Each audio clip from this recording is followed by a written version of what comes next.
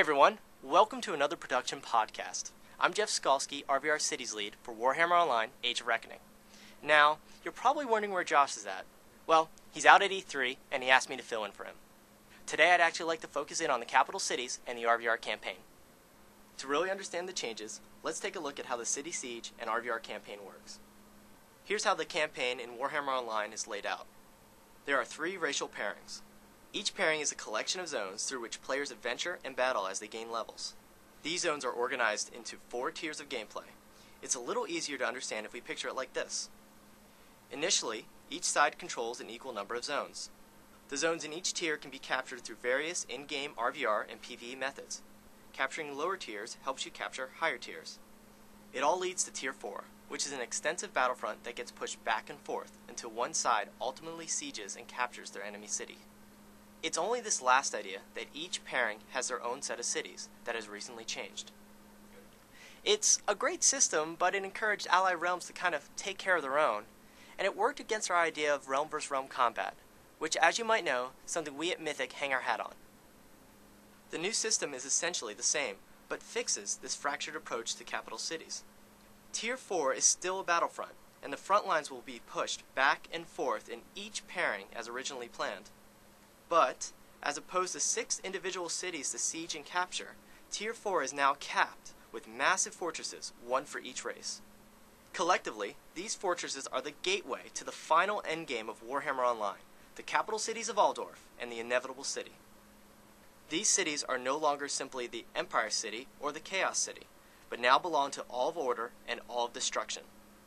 Likewise, all the content that was planned across these 6 cities has now been rolled into 2. Really, you could consider the capital cities an unofficial Tier 5 of gameplay. They are now a single shining star for each realm, and likewise become a massive target for your enemies. And because all focus has been directed towards 2 cities instead of 6, the cities are bigger and more alive than it would ever have been before, spilling over with content and all the more tempting to siege and loot. So let's really get into how your realm can reach the gates of your enemy city. Capturing a fortress works exactly as capturing cities did before. Each side will have to move the battlefront towards their enemy's Tier 4 fortress. When they have managed this and captured the final Tier 4 zone, they can now siege that fortress. To open up the opportunity to attack Aldorf or the Inevitable City, players must capture 2 of the 3 fortresses from their enemy's realms within a certain amount of time. Once they do this, players can then rally and unite to focus their efforts on taking their enemy's city. Now, take a breather, because believe it or not, all that adventure and effort to get to the city gates is only the beginning. With 2 fortresses taken, the city is now in a contested state. This means that attackers flood the streets and defenders rally to kick them back out. These attackers and defenders are, of course, you. When a city is contested, each side, attacker and defender, begins to accumulate victory points. First, the entire city becomes an RvR public quest both sides take part in. The goal for this public quest is pretty simple. Burn everything and kill all the enemies you see. Additionally, there are battlefield objectives within the city for both sides to fight over. There are even a series of PvE-based quests, which we call Invader and Defender quests. Plus, a new massive city scenario awaits. As you can see, all aspects of the game that have gotten you to the city are in the city, and as you fight on these multiple fronts, you are accumulating victory points for your realm. Ultimately, there's the definitive number of victory points needed in order to win the city. If the defenders reach this goal first, the attackers are kicked out entirely, and Tier 4 in all 3 pairings resets to neutral. If the attackers reach the goal first, then the defenders are kicked out.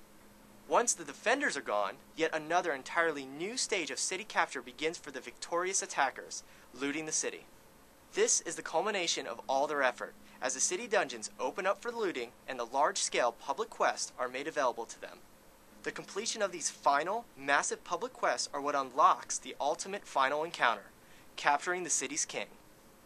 But be warned, the defenders are rallying their troops, and the attackers will have a set amount of time to loot the city before they are eventually forced out and all of Tier 4 resets to neutral. As you can see, capturing a city is a massive undertaking, and the rewards for going all the way through and capturing the king are equally as massive. If, of course, you got what it takes. See you next time in another production podcast.